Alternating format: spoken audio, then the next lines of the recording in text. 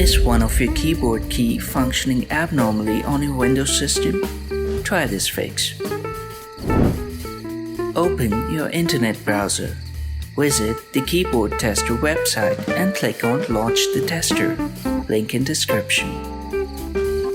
Press a key to see if it's functioning correctly.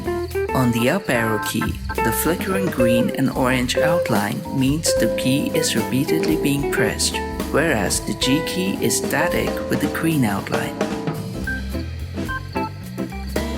To solve the repeated action of the up arrow key, we will disable it with Sharp Keys software.